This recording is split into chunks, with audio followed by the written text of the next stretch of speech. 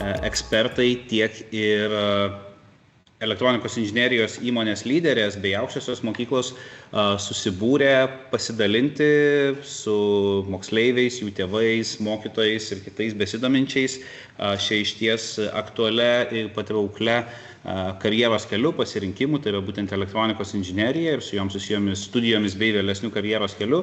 Tai ir šiandien ir girdėsite skirtingus pranešimus, kurie įvairiais rakursais tiek pristatys jums šias galimybės tiek elektronikos inžinerijoje, tiek ir plačiau, kas vyksta darbo rinkoje, nuo ko ir startuosime, tiek ir kodėl verta svarstyti ir rinkti studijuoti Kaune. Taip pat bus tiek Kauno technologijos universiteto, tiek Lietuvos inžinerijos kolegijos atstovų pristatymai apie stojimo reikalavimus, stojimo procesus, programas, taip pat atstovai atsakys į klausimus, bei trumpi įmonių pristatymai, kurie papasakos jau dabar tam besirenkančiam moksleiviui, koks tolimesnis karjeros kelias ir kodėl jų matymų ir kodėl būtent verta būti potencialiais darbuotojais šių įmonių ateityje ir šio sektoriaus specialistais. Tai ačiū dar sykį, kad skiriat laiko, daugiau netempiant į dar gilesnį vakarą. Perduočiau žodį Gailei, mūsų pagrindiniai judintojai ir vis labiau sielai šio ateitis elektronikams projekto, kuri ir moderuos šiandienos renginį. Planuojame, beje, tiek dabar, tiek vėliau galite rašyti klausimus pranešėjams į pokalbių langą, jeigu norėsite, galėsite užduoti ir gyvai. Tai pagrindinis laikas diskusijoms ir klausimams atsakymams bus po visų pranešimų, tai tikrai rašykite ir nei vieno nepraleisime bei nepamesime, o dabar, kaip ir minėjau, perduodu žodį Gailei. Tai sveiki visi, paantrinsiu Andriui ir padėkosiu, kad skiriat šitą vasarišką vakarą sužinoti daugiau apie elektronikos inžineriją, susipažinti su studijomis ir susipažinti su pačiomis įmonėmis. Tai nieko nelaukiant pristatysiu pirmąją pranešėją. Tai yra vyresnioji konsultantė talentų paieškos įmonės Alliance for Recruitment Kristina mūsų, kuri pakalbės ir pristatys apie tai, kaip atrodys darbo rinka po 5 metų, tai yra kokių įgūdžių reikės ir kas laukia to moksleivio, kuris šiandien dar sėdi suole, bet ateis studijos, jas pabaigs ir reikės išeiti į darbo rinką. Tai perduodu žodį Kristinai. Ačiū labai, Gailė, už pristatymą. Tai sveiki visi, esu Kristina, Gailė pristatė, pati orientuojasi būtent į kandidatų atrankas, tai girdim dažniausiai iš pirmų lūpų, tai kogi pačios įmonės nori, ko ieško ir kaip atrodo darbo rinka. Tai pamėginsiu pristatyti tokį trumpą pranešimą. Tai jeigu turėsit klausimų, tikrai labai lauksiu žinutę, pasistengsim atsakyti. Taigi, matot tikriausiai mano ekraną. 8 žinutės iš esmės, ką mes norėtume patarti moksleiviui renkantis profesiją. Tai šiuo atveju ir tėveliams, kas padės moksleiviam pasirinkti patogų pasirinkimą, sėkmę nustatanti. Tai keliaujant, kaip atrodo ta darbo rinka? Sutiksit visi, kad mes matom vis daugiau informacijos skaitmenizuotos, ar ne? Tai vyksta ta globali skaitmenizacija, taip pat ir robotizacija. Tai vadinasi vis daugiau procesų, ką anksčiau atlikdavo žmogaus rankos, dabar atlieka robotas. Būtent tai ir keičia darbo rinką. Jeigu mes žiūrėtume pagal pasaulio ekonomikos formą, kas yra numatoma, kad iki 2030 metų numatoma daugiau negu 60% didesnė robotizacija per ateinančius 5 metus. Tai ką tai reiškia, kad mums reikia vis daugiau specialistų, kas galėtų būtent tą automatizaciją atlikti. Žvelgiant į rinką, mes taip išsireiškiam, kad yra 2 tipų darbai, pradedant pirmąjį darbą, ar ne, ir studentas, moksleivis renkasi iš 2 tipų. Vienas tai yra, kada mato tikrai pakankamai aukštą atlygį startuoti, bet tai yra darbo vieta, kada moksleiviai moka ne už darbo, taip sakykim, žinias, kurias jisai galėtų parduoti, bet už jo laiką. Ir kita dalis darbų yra būtent, kada įmonės ieško specialistų ir moka atlygį už jų žinias. Skirtumas toks, kad yra pozicijos, kada dažnai jos siūlo ženkliai mažesnį atlygį. Ir tai nesuvilioja būtent pačių darbuotojų. Tai renkantis pirmąjį darbą, visuomet moksleiviam skatinam įsivertinti būtent į kokius įgūdžius pirmajame darbe jis įgis. Ir kalbant apie tuos įgūdžius, Pasaulio ekonomikos forumas būtent išskiria pagrindinius 10 įgūdžių, tai ko ieško darbdaviai, pagal ką jie renkasi. Tai visų pirma, svarbu renkantis pirmąjį darbdavį, ar tai praktikos vietą įsivertinti, kad būtų kūrybinio mąstymo, ar ne, įgūdžių gerinimas, analitinis mąstymas, taip pat smalsumas, lifelong learning, kad žmogus norėtų mokytis ir turėtų įgūdį ieškoti vis naujesnės informacijos. Taip pat svarbu pabrėžti, kad artificial intelligence, tai yra dirbtinis intelektas ir didelių duomenų valdymas, tai yra tie įgūdžiai, būtent ko ieško įmonės. Tikrai ir dar mokslo suole, ir būnant dalyvaujant užklasinėse veiklose, jaunas žmogus jau dabar gali lavinti visus šios įgūdžius. Tai renkantis, turint vasaros galimybę darbuotis, tai tikrai yra tos skatinančios sritis, tai tikriausiai paantrins ir įmonių atstovai, kad būtent ieško motyvuotų žmonių ir kurie lavintų savo įgūdžius. Keliaujant toliau, tai kokius mes turime rinkos pokyčius ateinančius 5 metams į priekį. Ir dažnai klausia, tai kas yra perspektyvu? Vieno tokio atsakymo tikriausiai nėra, ar viena sritis perspektyvesnė už kitą, bet pagal ką mes galime vertinti, tai būtent, kur mes matome didesnį darbo vietų skaičių, būtent atvirų ar jų didėjimą. Tai vadinasi, kad daug lengviau bus integruoti žmogui į rinką, jeigu bus atvirų darbo vietų. Tai koks yra pastebėjimas, kad kaip ir aptariam skaitmenizaciją, automatizaciją, tai jeigu tai yra marketingas, tai mes kalbam apie skaitmeninį marketingą, jau nebe apie lankstinukų kūrimą. Jeigu mes kalbame apie inžinerinės dalis, tai mums labai reikalingi specialistai, būtent robotikos inžinieriai, automatikos, elektronikos, būtent inžinieriai, kurie gebėtų kurti. Taip pat ekonomikos forumas pabrėžia, kad IT vis dar bus viena iš tų sričių, kuri yra paklausi, galbūt ką galima pabrėžti, kad mums labiau reikalingi įterptinių sistemų programuotojai, inžinieriai, ir tai yra ne tik tie, kurie gebėtų parašyti kodą, bet būtent kurie iš tiesų suprastų ir turėtų tą inžinerinį mąstymą ir matymą toliau. Ir svarbu paminėti, tai kaip atrodo Lietuvos situacija, kalbant apie pačius studentus, tai 24-25 metais, tai yra šiais metais, socialinius mokslus pasirinko 36% moksleivių. Ir 11% būtent išrinko studijuoja inžinerinius mokslus. Kokią mes esam pasidarę analizę, jog socialinių būtent pozicijų kiekis rinkoje nedidėja. Bet jeigu atsižvelgtume būtent į skaičius tarp 22 ir 24 metų, mes matom, kad studentai vis labiau renkasi studijuoti socialinius mokslus. Bet jau kaip ir aptariam, pozicijų šioje srityje nedidėja. O būtent inžinerinius mokslus, taip mes vardančių ir kartu su šia programa skatina moksleivius studijuoti būtent inžinerinės studijas, bet tai tikrai nėra toks skaičius, kuris galėtų pilnai užpildyti darbo rinką ir jos ateities poreikius. Būtent Kaunas istoriškai yra tas miestas, turintis būtent universitetus, mokymosi įstaigas, kurie ruošia inžinierių specialistus. Tai skatinam studijuoti Kaune ir kartu yra įmonės, kurios suteikia ir praktikos vietas. Tai yra Teltonika, Kitronas, Littelfuse įmonės, jos suteikia darbo vietas. Startuojant, ar tai pusę etato, tai ženkliai lengviau žmogui ugdyti tuos įgūdžius, apie kuriuos kalbėjom, kūrybinį mąstymą, inžinerinį matymą, prisitaikymą prie aplinkos dar studijų metais. Tai kodėl net mes galvojam iš tiesų, atrankų specialistai, kad elektronika yra ateitis, iš tiesų dėl to, kad patiems reikia ieškoti to elektronikos inžinieriaus. Kada mes pakalbinam elektronikos inžinierių, jis jau turi 5 darbo pasiūlymus, renkasi ne iš vieno. Tai šiuo metu įmonės galėtų įdarbinti daugiau negu 2000 specialistų. Tai yra labai ryškus rinkos dėsnis, jog tikrai trūksta specialistų. Ir galbūt svarbu aptarti, tai kokie yra mitai ir kodėl specialistai nesirenka, ar ne, kodėl moksleiviai nenori ar bijo studijuoti elektronikos inžineriją ar bendrai inžinerijos sritį. Tai visuomet pirmas momentas, kad elektronika nėra lygu elektra, tai yra darbas su žemos įtampos srovėmis.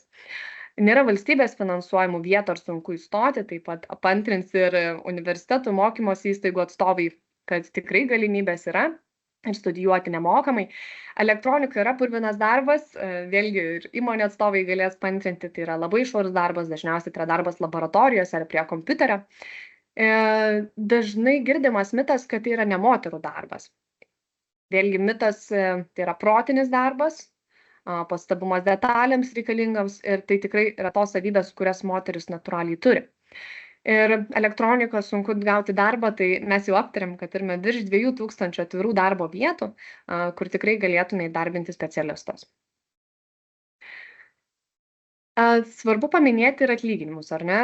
Aš aptariau pačioje pradžioje būtent pristatymo, kad rinktis profesijas ar pozicijas įmonėse, kur galima ugdyti savo įgūdžius. Bet dažniausiai tai yra pozicijos, kurios moka mažesnį atlygį. Elektronikos inžinerija yra tokia sritis šiai dienai išimtinė, kuomet mes tikrai startuojant turime tikrai aukštą atlygį. Paminėsiu tokį faktorių, kad junior to mid, tai yra jaunesnysis specialistas iki mid-levelio specialisto yra nuo 1 metų patirties. Nuo 1 iki 3, mid to senior nuo 3 ir daugiau, nuo 3-5 ir daugiau. Tai startuoti nuo 1300 į rankas drąsiai gali studentas, tai yra atlikęs praktiką 1 metus ar tai po pusę metų, 2 praktikas jis puikiai startuoja už 1300. Kai šiuo atveju Lietuvos rinkos vidurkis būtent atitinka. Jeigu mes pasižiūrėtume truputėlį apie statistiką, kaip atrodo ta prognozė, kaip augs atlyginimas, vertinant, kad tų pozicijų skaičius vis didėja, o specialistų kiekis didėja labai nežymiai. Tai jau matome, kad 24 metai mes turime rinkos vidurkį vidutinio darbo užmokesčio į rankas 1347, ar ne? Tai auga iki šiai dienai, iš tiesų būtent pastaros momente mes turime iki 1432 į rankas, bet vidutinis elektronikos inžinieriaus atlyginimas viršija 2000 ir matom, kad iki 27 metų tai bus ir apie 2573. Tai dabar, jeigu jūsų vis dėlto jaunimas sako, kad inžinerija nėra įdomu ir tai nėra tas sritis, kurioje save matyčiau, tai tikrai svarbu paminėti, kad užsienio kalbos minimum nuo B2 lygio yra tikrai būtent tas įgūdis, kuris gali padėti sėkmingai integruotis į darbo rinką. Ir mes kalbam ne apie anglų kalbą. Įmonės anglų kalbą vertina kaip privalomąjį įgūdį ir nėra tai išskirtinumas, bet mes kalbam apie vokiečių, prancūzų, italų, skandinavų kalbas ir moksleivis dar studijuodamas jisai gali įsiintegruoti į darbo rinką ir tikrai gauti atlygį aukštesnį negu rinkos vidurkis, nes jau yra įgūdis, už kurį įmonė gali mokėti didesnį atlygį. Taip pat finansai apskaita yra taip pat labai paklausi sritis. Mes turime labai daug užklausų, jeigu vis dėlto nedomina inžineriniai mokslai. Ir taip pat IT. Svarbu pabrėžti, kad tikrai ne visos IT sritis yra tokios perspektyvios, kaip buvo, sakykime, prieš 3-4 metus ar daugiau. Mes turime tikrai nemažą kiekį rinkoje persikvalifikavusių specialistų į to vadinamo fronto ar beko, detaliau jau kalbant developerius, tai daugiau trūksta inžinierių, bet tai tikrai yra vis dar paklausi sritis ir išliks ateityje. Taigi apibendrinant, 8 žinutės, kurias moksleivis turėtų žinoti, renkantis profesiją, pasidaryti rinkos analizę, tai įsivertinti, kokios sritis yra paklausios ir kas bus paklausu ateityje, tai kur tų darbo vietų skaičius didės. Tai automatizacija, robotizacija, reikia atsižvelgti į tai. Rinktis profesiją ne pagal siūlomą atlygį, tai nors elektronikos inžinerija yra išimtis, bet standartiškai pozicijos, kurios lavina specialistą jauną, investuoja daug laiko, moka mažesnį atlygį pačioj pradžiai, bet vėlgi jau atėjęs į darbo rinką po keletos metų darbuotojas gali parduoti savo žinias ir automatiškai tas atlygis kyla. Tai vaikytis būtent žinių, ką siūlyčiau kiekvienam moksleiviui. Ugdyti savybės reikalingas ateities karjerai. Tai kaip ir kalbėjom, prisitaikymas, smalsumas, iniciatyva, motyvacija, analitinis mąstymas, didelių duomenų valdymas, tai yra tie įgūdžiai, ko įmonės ieško. Ir tas savybės galima ugdyti dabar. Aukštasis išsilavinimas taip pat yra būtinas, norint sėkmingos karjeros ateityje. Tai yra įgūdžiai, tai mes aptariam, yra lifelong learning, tai yra mokymasis ir būtent aukštojoje mokykloje mes išmokstam mokytis. Nepamiršti užsiimti papildomis veiklomis moksleiviam, tai yra tie įgūdžiai, kuriuos aptariam, kuriuos lavinasi. Taip pat pasiruošti nueiti extra mile moksleiviui, atlikti praktiką, ieškoti būtent būdų, kaip įgauti įgūdžius. Ir tikrai tikim, kad ateitis priklauso elektronikams. Jeigu ne elektronika, tai yra visada kitų variantų, tokių kaip finansai, kalbos, IT dalis. Ką gal dar galim paminėti, iš tiesų šiai dienai labai paklausi ir atsinaujinančios energetikos sritis, bet tai yra labai glaudžiai susijusi su inžinerija. Tai ačiū labai už tai, kad išklausėt mano pranešimo. Jeigu kam smalsu, gali su manim susisiekti ir per LinkedIn ar elektroniniu paštu, pasistengsiu atsakyti į jūsų klausimus. Tai dėkoju labai Kristinai už pristatymą. Tikiu, kad pravėrė akis, kokių čia įgūdžių reikės dar tada, kai bus jau baigtos studijos.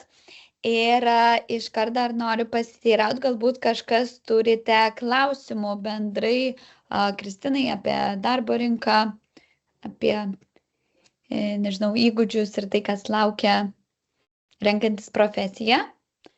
Tai jeigu turit klausimų, galite ir iš karto dabar užduoti juos. O jeigu klausimų šiuo metu nėra, tai tada pereisiu prie kito mūsų pranešėjo, tai tikriausiai nesumeluosiu pasakydama prie žmogaus, kuris ne tik labai myli Kauną ir žino kiekvieną kampą Kauno perspektyvą ir toks Kauno ambasadorius netgi galėčiau pavadinti. Tai yra mūsų Kaunas In organizacijos verslo skyriaus vadovas Andrius Veršinskas ir jo pranešimas apie tai, kodėl ir ką geriausia yra studijuoti čia pas mus Kaune. Tai Andriau, perduodu tau žodį įtikinti, kodėl yra Kaunas. Ačiū Gailė. Kaune vis daugėja tų kampų, tai visų žinoti sunku, tuo labiau, kad Kaunas ir turi tokią savybę, net tik po ilgo laiką nustebinti, net ir, kaip sakyti, senus kauniečius, tomis ir įdomus. Ir daug yra ką pažinti.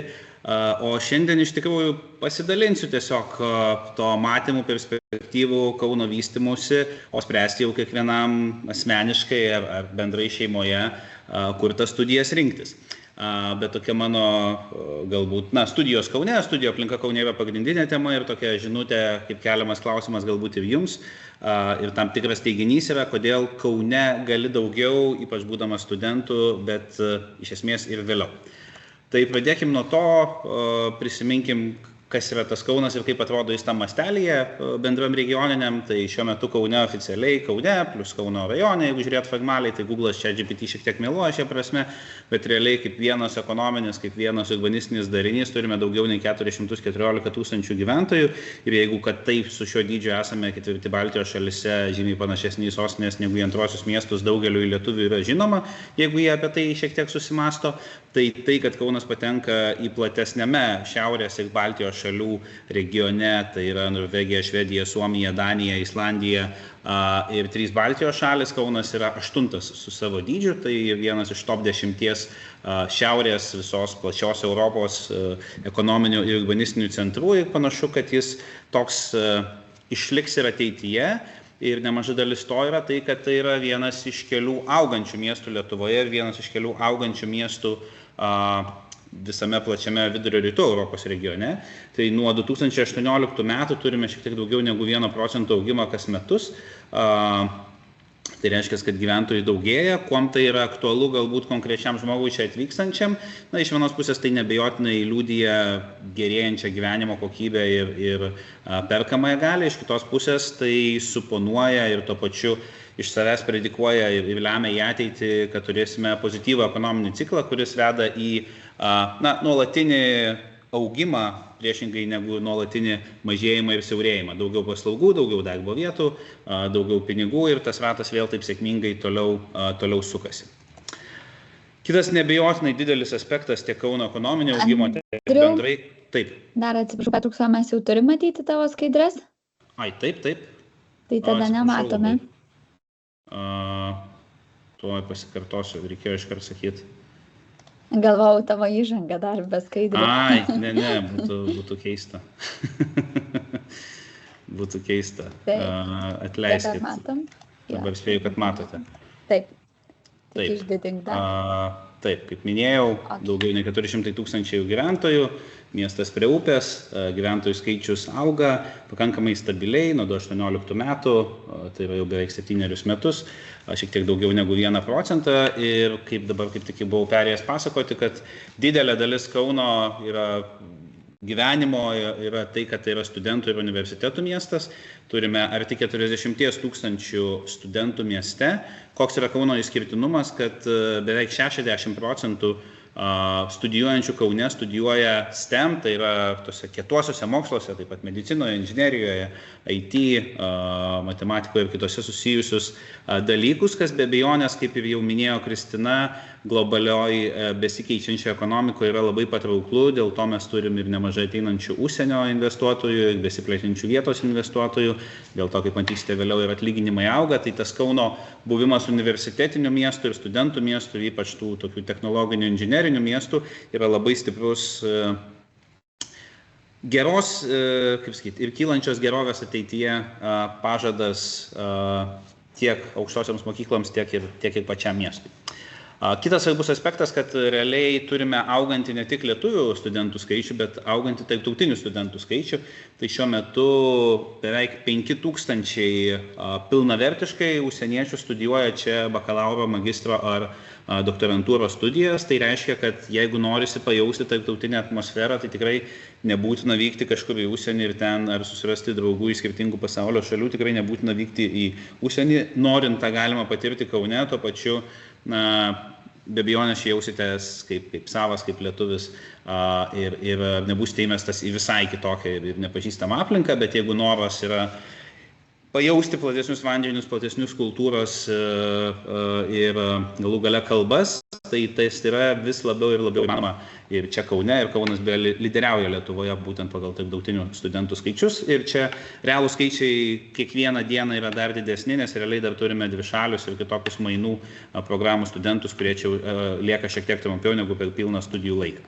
Taigi, apibendrinant iš studijų pusės, Kaune studijos yra kokybiškos, ypač medicinos ir inžinerijos srityse jos yra stipriausios bent jau Baltijos šalyse, ir čia be abejonės elektronikos inžinerija yra viena iš didžiausių Kauno stiprybių, ne veltui tiek šiandienos įmonių atstovai, tiek kiti, kurios turime čia atėjusius per pastarosius 7 metus ir stipriai įsiplėtusių, į šį regioną atėjo būtent ir galima sakyti tik į Kauną.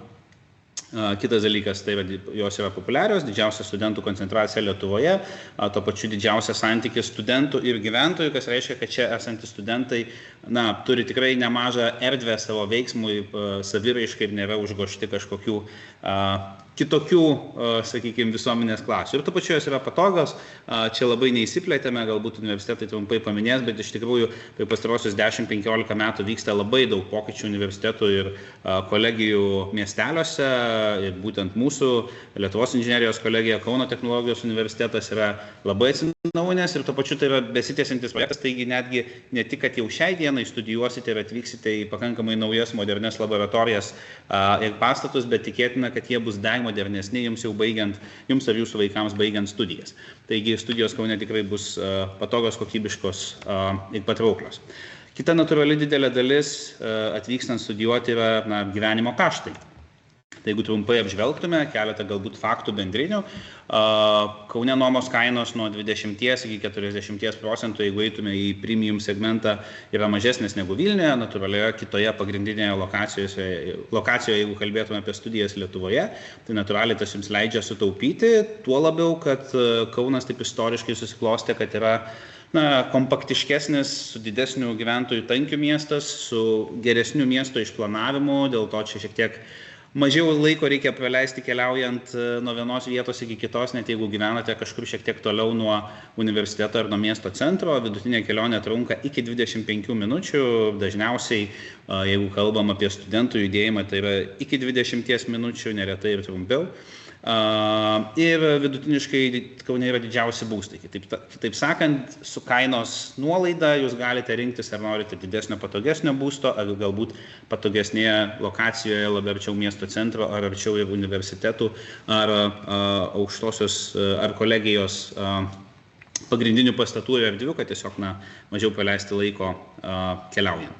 Galite matyti kainas vieno kambario buto ar 2 kambarių butų kainas Kaune, pavyzdžiui, centre nuo grubiai 400 iki 750, miegamosiuose rajonuose nuo 3,5 eurų iki 600, tai be abejonės priklauso kokio dydžio butas, kiek jis modernus, atnaujintas, tų opcijų yra tikrai labai įvairių privačioje rinkoje.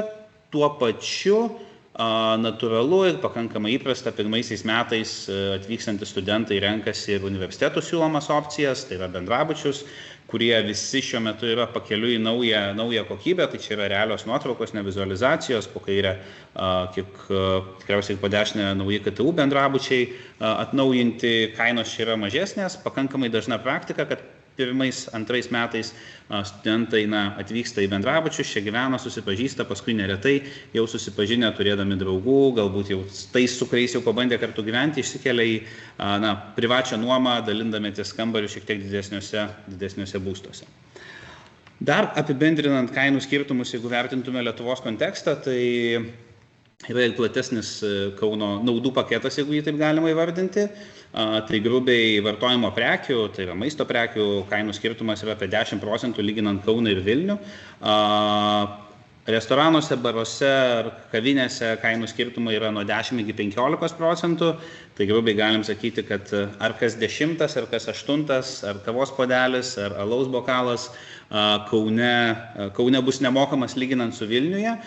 Tuo labiau, ko neretai neįvertina, kaip sakyt, tie besirenkantis platesnę gyvenimo perspektyvą, kad taip vidutiniai atlyginimai Vilniuje yra šiek tiek didesni, grubiai 100 eurų, bet realiai pagal perkamąją galę, tai 1500 eurų gaunamų Kaune yra lygų šiek tiek daugiau negu 1700 eurų gaunamų Vilniuje. Tai tu galėsi nusipirkti tuos pačius dalykus už tą pačią vertę, nešnekant apie platesnį gyvenimo kokybės siūlymą. O kaip minėta, elektronikos inžinerijoje arba IT kitose srityse atlyginimai iš principo yra labai panašus arba netgi vienodi, abiejose miestuose tam tikrose pozicijose jie gali būti ir didesni Kaune, taigi už tos pačius pinigus bus galima nusipirkti dar daugiau tos gyvenimo kokybės.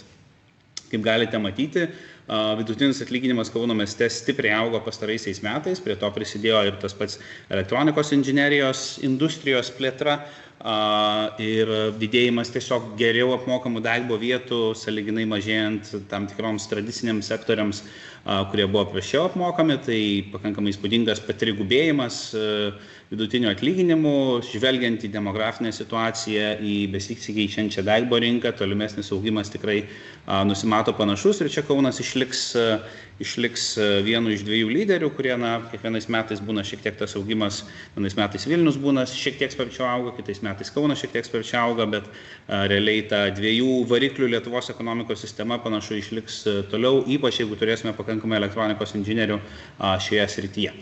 Trumpai galbūt ir kiti sektoriai Kauno augantis ir tradiciniai, tai kad ir inovatyvūs, kad ir tradiciniai, bet inovatyvūs, tai tokie kaip baldų, maisto, logistikos, statybų industrijos ir be abejonės elektronikos inžinerija, kur čia, jeigu taip trumpas istorinis rakursas nuo radio gamyklos 70-ųjų laikų, visos užkurtos mokymo bazės, tuomet sulaukėme ekonominių pokyčių, pirmųjų tarptautinių investuotojų, kaip Kitrono Littelfuse, su dideliam gamyklom, R&D centrais ir vėliau nuo 2017 metų atėjus Continentaliui, Hellai, ypač automobilių komponentų segmentuose, taip pat lietuviškoms įmonėms, turėjome dar didesnį sektoriaus augimą. Šalia, jeigu kalbėtume ne apie elektronikos inžineriją, turime IT sektorių, kuris beje ryšių technologijų srityje irgi sparčiai ir stipriai siejasi tarpusavyje, apie ką Teltonika Networks ypač plačiau paminės, aviacijos inžineriją, gyvybės mokslus bei verslo paslaugų centrus. Kodėl tikėtina, kad tų įmonių bus Kaune dar daugiau ir gerai apmokamų darbo vietų? Vienas didelis argumentas jau šiai dienai yra Kauno laisvoji ekonominė zona, kur turime virš 1,5 milijardo pritrauktų investicijų ir apie 10 000 darbo vietų sukurtų. Lezo teritorija plečiasi, dar dvigubėja, taigi augimas tikėtinas dar daugiau negu dvigubas, nes šiai dienai nėra pilnai išnaudota Lezo teritorija ir tuomet turime naują projektą, kuris orientuojasi į dar aukštesnę pridėtinę vertę, natūralu ir geriau apmokamas darbo vietas, tai yra Alex Kauno inovacijų parkas, kur 30 hektarų buvusi sraigtasparnių teritorija virs naujų inovatyvių įmonių klasterių, įtraukiant ir tikintis nemažai būtent ne tik biotechnologijų, bet ir elektronikos inžinerijos industrijos atstovų. Tai tokia kaštų dalis, ką galima gauti už tuos kaštus ir kodėl grįžtam prie pirminio klausimo, ne tik finansiškai Kaune gali gauti daugiau. Tai trumpai apie gyvenimo kokybę ir kas vyksta mieste pastaruoju metu. Tai iš vienos pusės mano asmeniniu vertinimu profesiniu Kaunas siūlo geriausią gyvenimo ir kokybės ir kainos balansą Lietuvoje, tikriausiai šiek tiek plačiau. Tuo pačiu jau finansų ministerijos vertinimu būtent Kaune yra geriausios švietimo ir sveikatos apsaugos paslaugos Lietuvoje. Miestas vis labiau sukasi į miestą pėsčiomis ir dviračiais konceptą, daugiau negu 100 km dviračio takų nutiesta per paskutinius 5 metus, statomi nauji darželiai, kuriuose yra vietų. Viešojo transporto parkas, kas tikrai aktualus studentams, yra ne tai, kad naujas, bet jis yra vienas naujausių Europoje su vidutiniškai 5 metų amžiumi autobusams ir troleibusams, o nedidelė paslaptis, kad tikėtina dabar įstoja, bebaigiant savo studijas, tikėtina galėsit į diplomų įteikimo šventę keliauti jau nauja tramvajaus linija. Tai gyvenimo kokybė tikrai gerėja ne tik iš susisiekimo pusės, bet iš platesnės infrastruktūros perspektyvos. Tuo pačiu Kaunas vis labiau jau yra galbūt tapęs ir vis labiau stipriau tampa pramogų centru, jau ne Lietuvos, bet Baltijos šalių kontekste, konkuruojant pagrindę su Talinu. Tai iš vienos pusės, kaip žinote, turime didžiausią areną Baltijos šalyse, kur žaidžia mūsų visų mylimas, nebejoju, Kauno Žalgiris ir kur galite kas savaitę, kas 2 stebėti Eurolygos lygos varžybas top sporto produktą per plačiau negu 1000 km spindulį, koncertai, kaip žinia, nuo Dua Lipos Iron Maiden, kiekvienam skoniui nuo 30 Seconds to Mars Limp Bizkit, sporto varžybos, taip pat kaip ir šią savaitę į Kauno Dariaus ir Girėno stadioną atvyks Guns N' Roses, už mėnesio Robbie Williams ir kitos žvaigždės, kiek žinau, dar neskelbiamų vardų, tai bus dar didesni vardai kitais metais, tai kitaip sakant, neretai, ypač KTU bendrabutis yra, kaip sakyt, per gatvę nuo stadiono, tai kiek girdėjau, studentai gali ir tiesiog prasidarę langus iš savo bendrabučio kambario klausytis nemažai tų koncertų, jeigu finansai ar preferencija, kaip sakyt, nekviečia prisijungti. Be abejonės, šalia yra daugiau negu 200 barų restoranų, daugiau negu 12 reguliarių festivalių, tai kultūrinės meninės veiklos mieste tikrai netrūks. Tuo pačiu, jeigu šnekant ir šiek tiek apie tokį ramesnį gyvenimo būdą ir studijų aplinkas, tai tikrai ne tik universitetų ir aukštųjų ir kolegijų miesteliai, bet mieste yra iš principo šiai dienai jau atnaujinti visi 15 miesto parkų, tuo pačiu atnaujintos ir pagrindinės centrinės vietos, kaip Laisvės alėja, Vilniaus gatvė, Vienybės ir Studentų aikštės.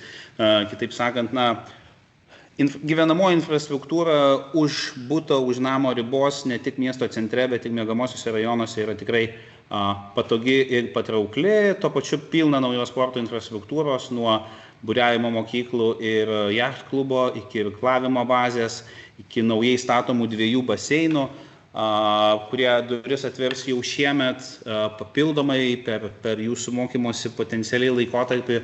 Vien Aleksote atsiras 3 nauji sporto objektai nuo ekstremalaus sporto centro, kuris turės savo bangų baseiną surfinimui, iki sporto centro su baseinu ir didelės futbolo ir regbio arenos. Tai kitaip sakant, sporto infrastruktūros bus dar daugiau, kurios ir dabar jau netrūksta, ypač jeigu atkreiptume dėmesį į tą vieną iš 2 taškų koncentruotos plėtros Kaune, kur turime stadioną, šalia po dešinę galite matyti naujai atidarytą lengvosios atletikos maniežą, legendinę sporto halę, kuri būtent yra dabar pritaikyta studentų ir tokiam pusiau profesionaliam sportui. Ir be abejonės šalia rekonstruotas visas didelis Ąžuolyno miško parkas, kuris yra atviras ir mėgstamas studentų ir miestiečių sportavimui ir ramesniam laiko leidimui. Papildomai, šiek tiek suteikiant gal jums pojūčio, kaip Kaunas vystosi ir kur vystysis per ateinančius 4, 5, 7 metus, tai jeigu jau šiai dienai Žalgirio, tai yra Nemuno saloje, turime tiek Žalgirio areną, tiek Žalgirio arenos baseiną, kuris turi ne tik olimpinio standarto baseiną, treniruotis, plaukti, mėgautis plaukimu, bet to pačiu ir 2000 kvadratų spa zonos su 12, čia yra klaidinga informacija, 12 pirčių ir daugeliu virš vandens, po vandens esančių srovių, masažinių, džakuzi ir kitų vietų mokslo salos. Tai jeigu jau šiai dienai Nemuno sala yra tapusi tokiu net Lietuvos pramogų centru, ateityje tai taps jungtimi į dar didesnį darinį, į Kauno miesto plėtrą, Tai miestas yra paruošęs planą 60 hektarų teritorijos vystymuisi kitoje upės pusėje, taip apglėbiant salą. Nestartuos, bet šerdimi šios plėtros bus Čiurlionio koncertų ir konferencijų salė pastatyta ant upės kranto, šiemet prasideda statybos, o realiai miesto centras jau dabar, čia nėra tik vizualizacijos, 6 pastatais jau yra įsiplėtęs ir dar toliau plėsis, ar tai būtų Nemunaičių kvartalas, ar tai būtų Cyber City Tesoneto grupės kuriamas miestelis Kaune, ar tai būtų kitų privačių vystytojų projektai, Kauno Grūdų konversija. Tai kitaip sakant, net ir miesto centras, istorinis Kauno miesto centras išsiplės ir gaus tokį naują papildomą varikliuką. Beje, jau minėjau, kad Kaunas yra patogiai išplanuotas, bet bebaigiant studijas realiai bus atidaryti 5 nauji tiltai, 2 iš jų pėsčiųjų, kurie geriau sujungs miesto centrą su kitomis upės pusėmis, ir 3 automobilių, kurie leis patogiau judėti į miestą, iš miesto ir aplink miestą. Taigi labai daug pokyčių ir daug infrastruktūros, bet kaip visada Kaunas stiprus savo tradiciją ir savo istoriją. Tai ir jums čia atvykus ne tik vaikštant miestu bus galima grožėtis į UNESCO pasaulio paveldo sąrašą įtraukto Kauno modernizmo pastatais, bet neretai juose ir studijuoti. Tai tiek Lietuvos inžinerijos kolegijos atveju, tiek tam tikrų paskaitų Kauno technologijos universiteto atveju, tai kitaip sakant, tokia pasaulinėje vertybėje bus galima praleisti didesnę ir mažesnį laiko dalį ir ne tik gerėtis juo iš išorės. Tai dėl to mes turime šūkį Kaunas tau limpa ir šiek tiek platesnę programą, kur galite studijuokaune.lt susipažinti su kitais argumentais, kodėl verta studijuotis Kaune. O čia skaidrė baigiu savo apžvalgą, kodėl verta rinkti studijas Kaune ir kodėl būtent mano kvietimas ir rekomendacija būtų rinktis studijoms ir neretai tolimesniai savo karjeros keliui, gyvenimo keliui būtent šį puikų miestą. Tai ačiū visiems už dėmesį ir grąžinu žodį Gailiai. Tai ačiū Andriui už pranešimą. Tikiu, kad, nežinau, jeigu yra kas ne iš Kauno, tai tikino, kad verta tą Kauną įtraukti į savo svarstymų sąrašą. Ir galbūt kažkas turi irgi klausimų Andriui, būtent į šitą Kauno temą. Jeigu ne, tai tuomet jau pasirinkus Kauną, aišku, reikia rinktis ir studijas. Tai apie studijų bendrai pasirinkimus dabar pereisime jau prie aukštųjų mokyklų dalies. Tai abi 2 aukštosios mokyklos tiesiog pristatys tiek reikalavimus, tiek pačias studijų programas, apie ką jos yra, būtent renkantis elektronikos inžineriją. Tai nieko nelaukiant, pristatau Lietuvos inžinerijos kolegijos atstovę, tarptautinių ryšių koordinatorę Augustę Urbanavičiūtę. Sveiki, ačiū, bandau įsijungti. Taip, tai pirmiausiai tikriausiai prisistatysiu, ar ne, esu iš Lietuvos inžinerijos kolegijos ir, kaip jau minėjau, esu tarptautinių ryšių koordinatorė ir šiaip jau esu atsakinga už tarptautinius studentus ir jų priėmimą. Bet šiandieną pabandysiu šiek tiek papasakoti, kaip viskas veikia pas mus. Ir tada gal pirmiausiai bandysiu paleisti filmuką. Tikiuosi, kad labai nestriks. Bet jeigu ką, tai tada sakykit. Ar kada susimastei, kaip gimsta naujos technologijos, ar kaip mokslas keičia šiuolaikinę pramonę? Lietuvos inžinerijos kviečia mokytis dinamiškoje aplinkoje, kurioje gimsta rytojaus technologijos. Čia tavęs laukia platus inžinerijos studijų pasirinkimas, kur kiekviena studijų programa savaip prisideda prie šiuolaikinės, inovatyvios ir tvarios pramonės vystymo. Pasirinkęs mechanikos inžinerijos kryptį, galėsi kurti ir tobulinti mechaninius įrenginius bei gamybos procesus. Statybos inžinerija atvers galimybės projektuoti modernius ekologiškus statinius. Jei domiesi aviacija, aeronautikos inžinerijos studijos leis prisidėti prie šios srities technologinės pažangos. Transporto inžinerijos studentai ir absolventai turės galimybę kurti inovatyvius mobilumo sprendimus. Elektros inžinerijos kryptis skirta tiems, kurie nori vystyti ateities energijos sistemas, o elektronikos inžinerijos trokštantiems kurti pažangias išmaniąsias technologijas. Lietuvos inžinerijos kolegijoje mokslas ir praktika veikia išvien. Modernios laboratorijos, naujausia įranga ir glaudus bendradarbiavimas su verslo įmonėmis padeda studentams ne tik įgauti teorinių žinių, bet ir pritaikyti jas praktinėje veikloje.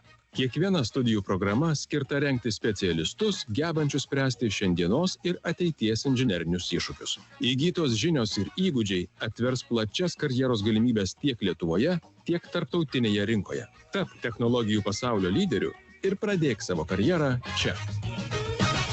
Lietuvos inžinerijos kolegija. Gerai. Tai tikriausiai turėjau, taip, sugrįžau, nežinau, kiek matėsi, tikiuosi, kad šiek tiek matėsi, ar ne.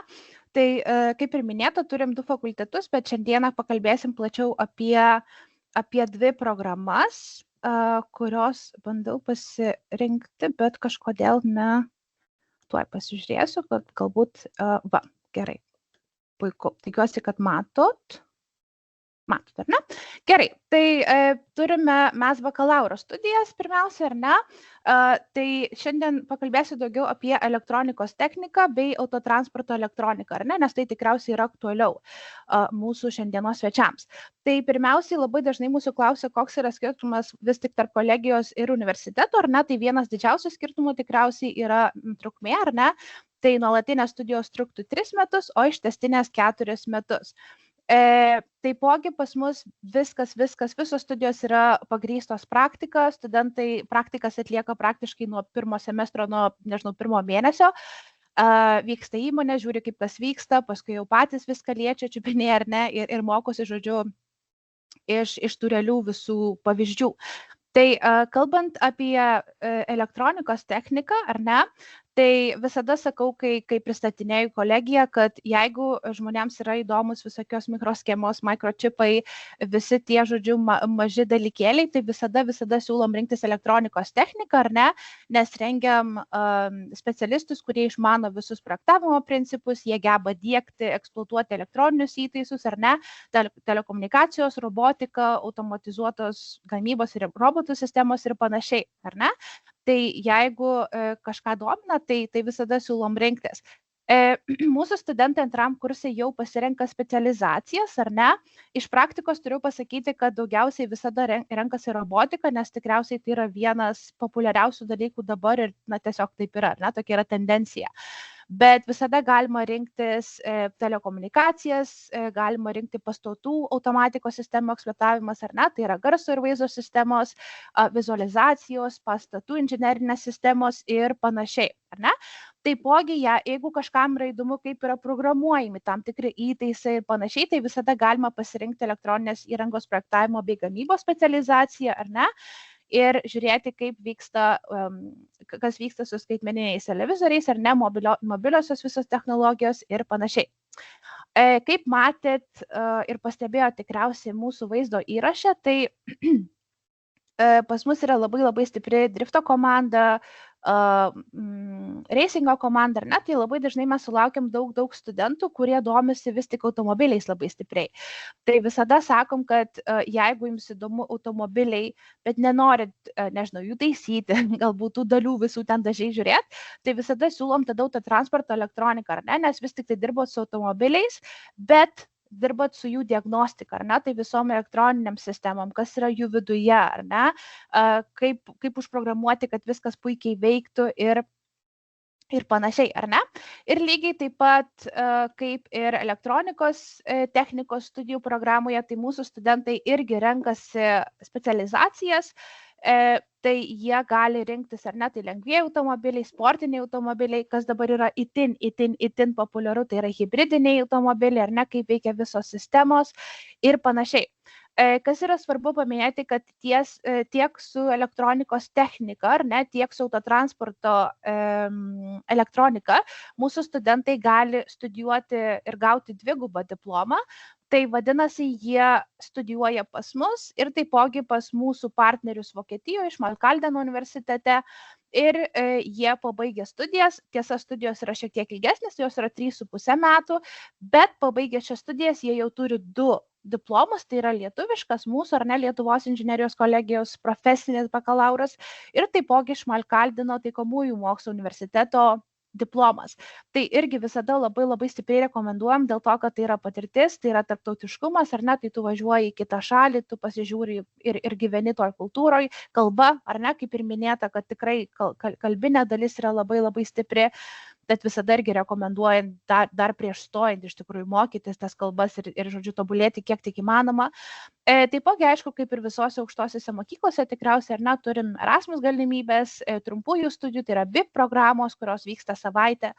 Tai fiziškai ar ne, tai tikrai, žodžiu, tų galimybių yra labai daug, turim daug modernių laboratorijų, labai džiaugiamės visada, kad įmonės yra linkusios tikrai labai daug investuoti į mūsų studentus, į mūsų laboratorijas, ar ne, ir labai visada džiaugiamės, kai ateina rugsėjo 1 ir vat įmonės su mumis susisiekia ir sako, žinot, mes turim pinigėlių ir norim investuoti į, žodžiu, ateities inžinierius, ar ne, ir tada jie pasiūlo stipendijas studentam, nežinau, moksleiviam, gal net galiu sakyti, ar ne, kurie įstojo su aukščiausiais balais, arba tiesiog, kurie įstojo į tą programą ir va, jie nori investuoti be jokių įsipareigojimų, be jokių nieko, tiesiog va, duoti pinigėlių tiem studentam, žodžiu, kad jie toliau mokytųsi, testų ir dirbtų ir liktų Kaune, ir liktų Lietuvoje, o ne kažkur galbūt išvyktų, ar ne?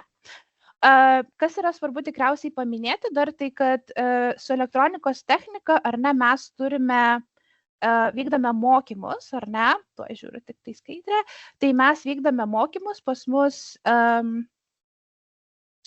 mus vyksta mokymai, taipogi, tai galima visada juos užsirašyti, pasižiūrėti, ar ne, tai galima užsirašyti į mokymus, pas mus dėstytojai juos veda, ar ne, tada studentai gauna ir ne tik studentai, gali būti ir šiaip tiesiog žmonės, ar ne, jie gauna sertifikatus ir gali toliau savo, žodžiu, tobulėti ir dirbti. Kas yra galbūt naujovė, nežinau, tikriausiai, nes vykdome metai praėjo nuo pirmų studentų, tai turim trumposios pakopos studijos programas ir šitos studijos, atsiprašau, vyksta kolegijoje taip pat ar ne 1,5 metų ir šitoj vietoj gali stoti studentai, kurie turi vidurinį išsilavinimą bei profesinę kvalifikaciją kažkokią, ar ne? Ir paskaitos vyksta visiškai lygiai taip pat kaip normaliem nuolatiniam studentam, ar ne? Ir jie, žodžiu, pabaigę gauna tam tikrus irgi sertifikatus, ar ne?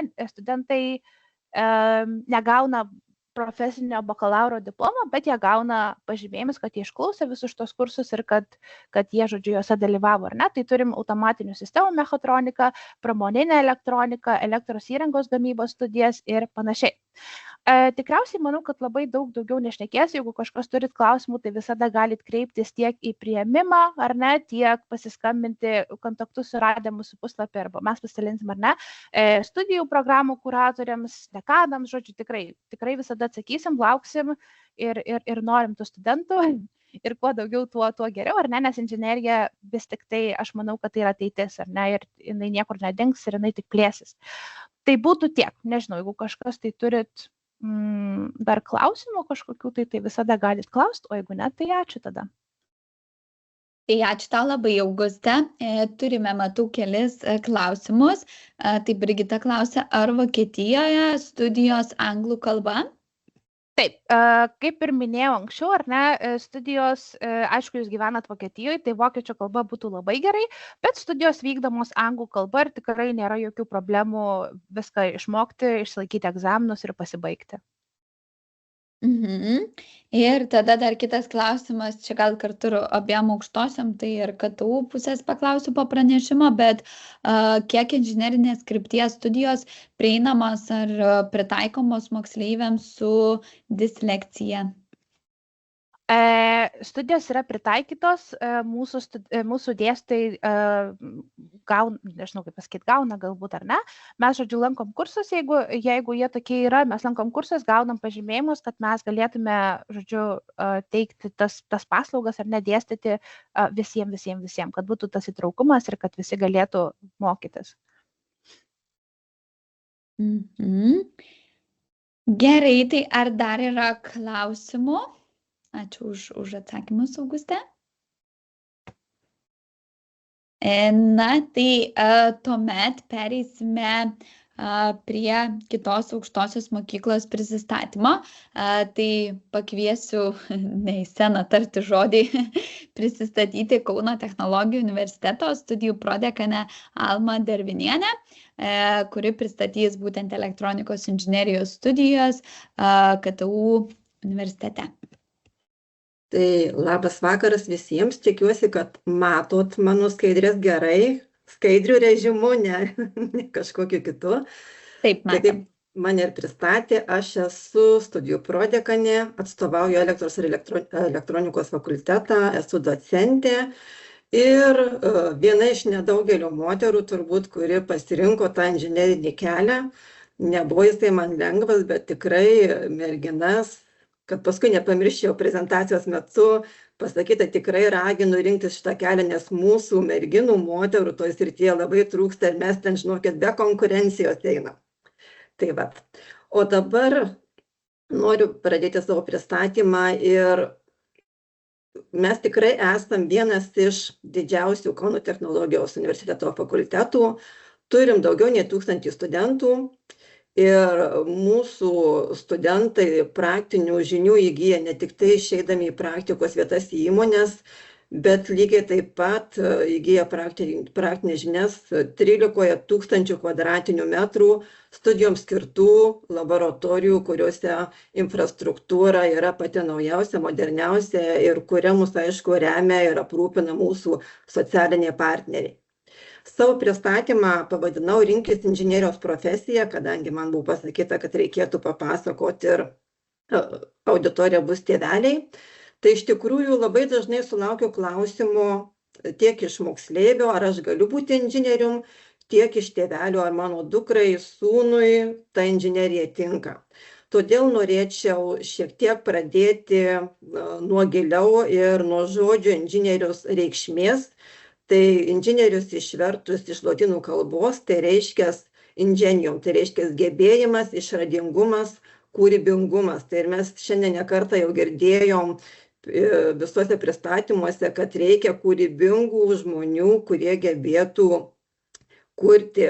Tai yra žmonės, kurie turi savyje kūrybos gyslelę, kurie dar jau mėgsta matematiką, tai drąsiai gali save kreipti į inžineriją ir save tenai atrasti, nes inžinierius tai yra žmogus, kuris ieško būdų, kaip išspręsti technologinės problemas, pasitelkdamas matematikos, tiksliųjų ir gamtos mokslų žinias. Paprastai jų tie sprendimai yra ne kas kita kaip materialios priemonės kažkokios, tai yra mašinos, medžiagos, technika, kažkokie įtaisai, kurie leidžia tas problemas įspręsti.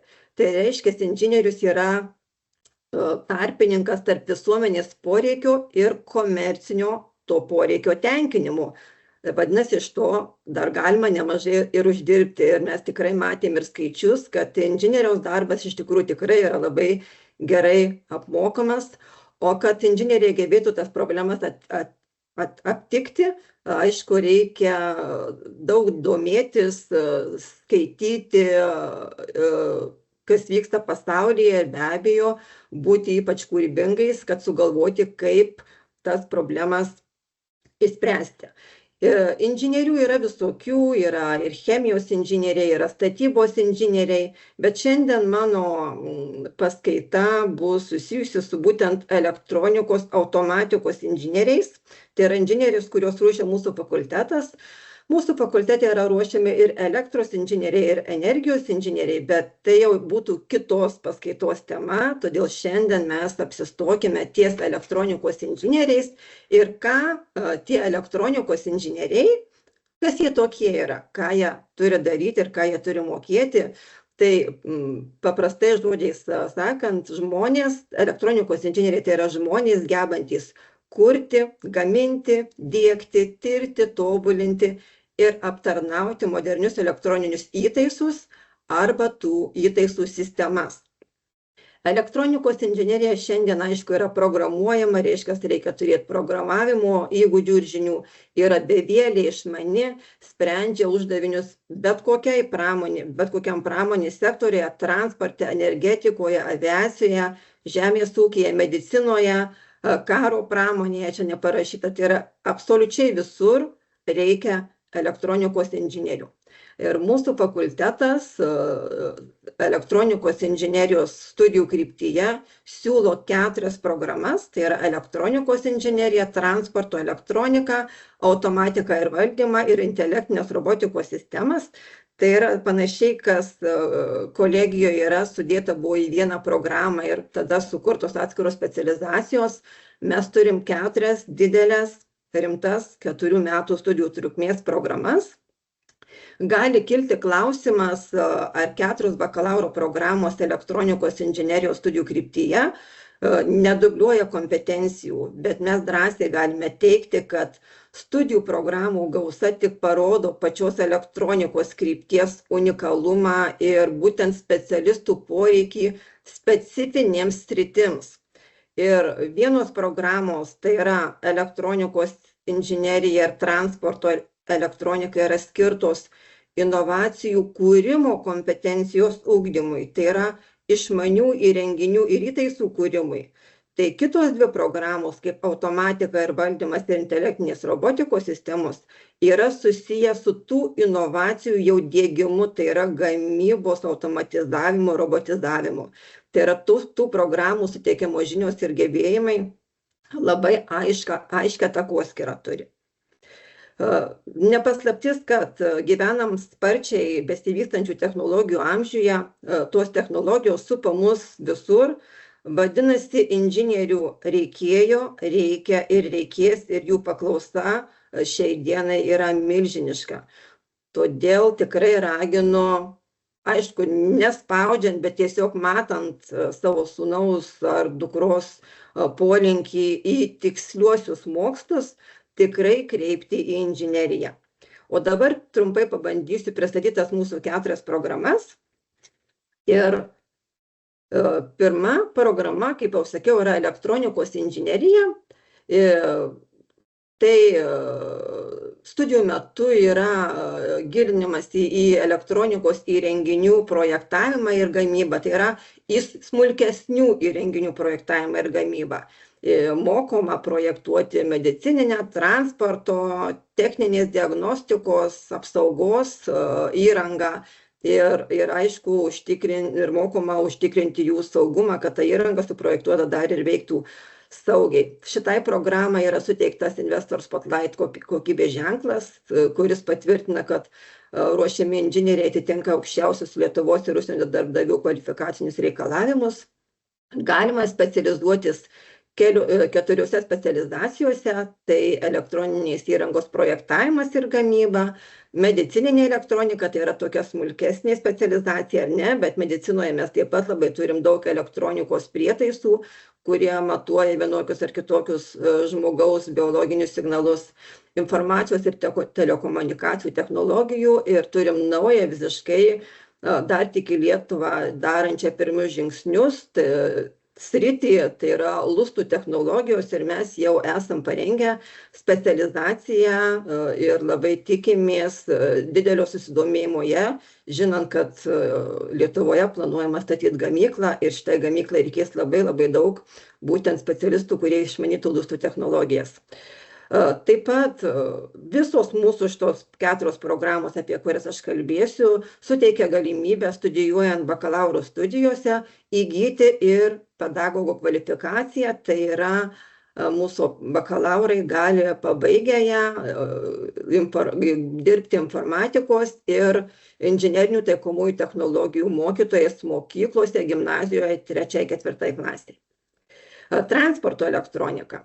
Aišku, jau niekieno nestebina gatvėje elektrinių paspirtukų prašvilpiantis senolis, taip pat save valdantis automobiliai, patys turbūt vairuojam ir žinom, kiek ten yra elektronikos įvairių komponentų įdėta. Taip pat labai įprasta tapo, ar ne, tiesiog savaitgalius leisti ne namuose, o tarkim nuskristi kur nors į kažkokį gražų Europos miestą ir tai nesudaro jokių problemų, tai yra transportas visą pasaulį įaudrinanti tema, kaip čia yra parašyta. Iš tikrųjų taip ir yra, mums sienos atsivėrė, mes mėgstam keliauti Ir kaip niekas kitas galim pastebėti, kaip vystosi tos mūsų transporto technologijos. Tai būtent šita transporto elektronikos programa ir yra skirta rengti absolventus. Ji iš dalies yra elektronikai, bet jų objektas yra transporto priemonė, tai yra automobilis arba transporto valdymo sistema, eismo valdymo sistemų kūrimas ir panašiai.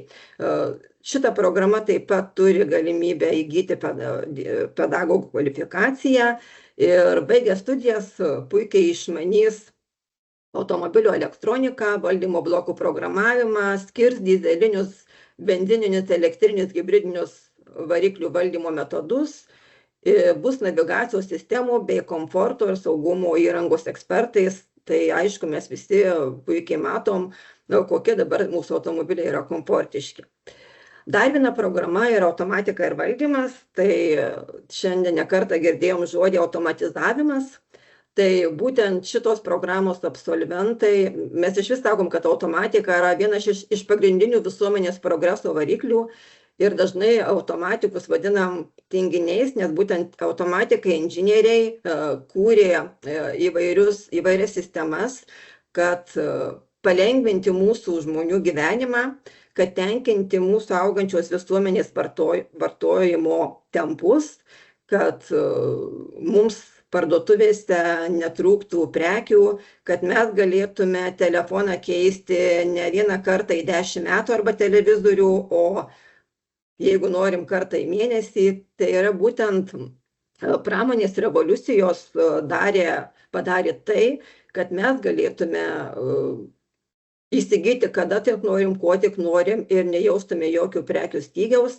Ir studijų programoje ruošiami specialistai, kurie geba kurti, projektuoti ir dėkti, čia jau atsiranda tas žodis dėkti, nereiškia automatizuoti, robotizuoti įvairius gamybos sistemas, bet kokiam pramonės sektoriuje, neapsibrėžiant, ar tai yra maisto pramonė, ar tai yra energetika, ar tai yra kažkas tai kitko. Specializacijos yra siūlomos 3. Šitai programai taip pat yra suteiktas Investor Spotlight kokybės ženklas ir jis reiškia, kad programos absolventai tikrai atitinka aukščiausios Lietuvos ir užsienio darbdavių reikalavimus. Mes labai smarkiai perdarėm turinį atsižvelgę į pastebėjimus darbdavių. Taip pat galima įgyti pedagogų kvalifikaciją ir noriu dar paminėti, kad šitos programos absolventai studijuoja tarptautinių kompanijų, tokių kaip Festo, Siemens, Schneider Electric, ABB, Allen Bradley įsteigtuose laboratorijose, mokymo centruose. Tai yra jie praktinės žinias įgyja būtent dirbdami su tiesiogiai gamyboje esama įranga. Ir paskutinė programa, bet ne pati prasčiausia, tai yra intelektinės robotikos sistemos. Ir kadangi labai dažnai iš auditorijos, kuriai dažniausiai skaitau paskaitą apie programas, sulaukiu klausimo, tai ar dirbtinis intelektas užkariaus pasaulį. Tai iškart noriu pasakyti, kad mes mokslininkai labiau mėgstam dirbtinį intelektą vadinti skaitiniu intelektu. Mums tai yra primtinesnis pavadinimas, nes už to dirbtinio intelekto iš tikrųjų slepiasi ne kažkas tai dirbtino, o labai sudėtinga matematika, sudėtingi matematiniai algoritmai. Ir kiek žmogus parašys, suprogramuos to intelekto, tokį robotą mes ir turėsime. Tai yra dirbtinis intelektas yra tiek kuriamas ir valdomas, kiek žmogus jau yra pasiruošęs techniškai, programiškai. Tai mes dažnai mėgstam sakyti, kad dirbtinis intelektas tai yra roboto lavinimas. Bet aišku, nepaslaptis, kad robotai ateina į mūsų gyvenimą ir kad jie pas mus jau dabar yra ir siurbia, ir pjauna žolę, ir be abejo, vystantis technologijom ir vykstant pramonės 4.0, dabar jinai yra vardinta revoliucijai, tai tas robotizavimo tempas yra milžiniškas iš tikrųjų ir specialistų, kurie gebės ir spės eiti su tom naujom technologijom tiek dabar, tiek ateityje tikrai truks. Vadinasi, tikrai inžinerija yra svarbi, patraukli ir jos labai reikia. O dabar šiek tiek dar papildomos informacijos, ką daryti, jeigu aš noriu būti tuo inžinierium, tai ko man reikia. Aišku, jau valstybiniai egzaminai praėjo, dar rezultatų niekas nežino, bet kad įstoti į valstybės finansuojamą vietą, reikalingi tam tikri reikalavimai. Tai šiais metais tas reikalavimas yra vienas vienintelis, tai yra 3 valstybinių egzaminų suma turi būti daugiau nei 150 arba kitaip sakant, vidurkis 3 valstybinių egzaminų turi būti 50.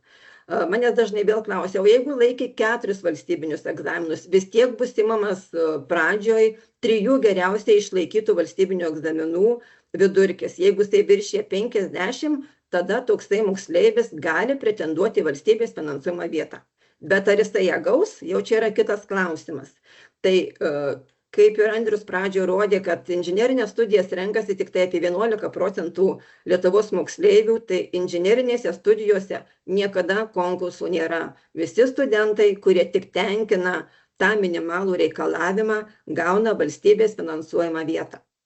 Dabar kaip tas, todėl čia ir nėra minimalaus konkursinio balo, yra 3 valstybinių egzaminų vidurkis, pagrindinis reikalavimas.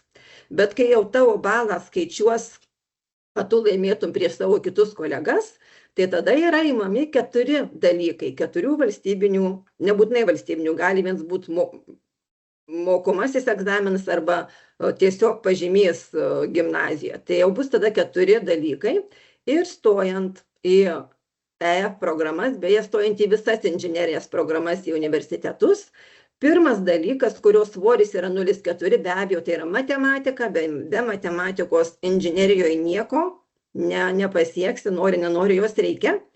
Tada kitas dalykas yra lietuvių kalba, tai taip pat privalo būti valstybinis egzaminas, o toliau valstybinis egzaminas užtenka, kad tai būtų anglų kalba ir jinai tada papuola štai kaip 3 dalykas, o antras dalykas gali būti net metinis pažymys, tai yra nebūtina, kad tai būtų valstybinis egzaminas. Tai yra, mums užtenka 3 valstybinių egzaminų, bet dedamosios yra tokios, kad dar dauginasi svorio ir tada tu gauni tą konkursinį balą. Žinau, kad moksleiviai manęs irgi yra klausę, todėl šį kartą dar įdėjau ir tokį paaiškinimą, kad jie, kai laiko egzaminus mokykloje, jie gauna taškus iš to valstybinio egzamino. O po to mes jau pradedam kalbėti apie balus. Tai iš tikrųjų egzaminas skaitosi yra išlaikytas, jeigu jo taškų suma yra 35. Dabar jau moksleiviai laiko ir 11 klasėje, ir 12 klasėje, tai yra per 2 metus tą egzaminą. Tai jeigu susumavus gausiu daugiau nei 35 taškai, reiškia, jūs egzaminą esate išlaikę. Ir tada kaip tie taškai verčiami į balą, nes atestate valstybiniai egzaminai bus surašyti balais. Tai va, prie tų taškų yra pridedama 5 ir tada gauni tų balus. Tai reiškia, jeigu tu gavai 35 taškus, tai jie atestate bus 40 balų. Jeigu gavai 45 taškus, jie yra 50 balų ir taip toliau. Ir taip yra iki 95. Nuo 95 iki 100 visi balai konvertuojasi 100. Tai yra prie 95 pridėjus 5 gauni 100. Prie 96 jau nededa 5, tai yra irgi 100 balų. Tai va, tai tokiu būdu į tą konkursinį ateina jau čia būtent jūsų balas valstybinio egzamino, o ne taškai. Tai ir dar datos kokios yra. Priėmimas prasidėjo birželio 1 dieną ir šiais metais jis yra labai ilgas. Iki rugpjūčio 6 dienos, net 11 valandos galima teikti prašymus per LAMA BPO sistemą. Tai yra, moksleiviai turi dar visą mėnesį galvoti apie savo ateitį, ko jie nori būti, tarti su savo tėveliais, su savo giminaičiais. Pakviesčiau į universitetą, bet dabar yra atostogų metas, tai yra šiek tiek sudėtingiau, bet jeigu norėtumėt atvykti, pasižiūrėti laboratorijas, tai manau galėtume tokį laiką tikrai sutarti ir suderinti. Ir šiais metais priėmimo bus 2 etapai. Pagrindinis priėmimo etapas ir dar yra papildomas, kuris yra labai trumpas, tai yra rugpjūčio 15-19 dienomis. Ir jau 22 yra rugpjūčio skelbiama pateiktųjų ir praėjusiųjų sąrašai. Studijų sutarčių pasirašymas pirmame etape yra rugpjūčio 11-14 dienom ir paskutinėme etape yra rugpjūčio 22-23 ir, kaip sakoma, 23 dieną priėmimas į bakalauro.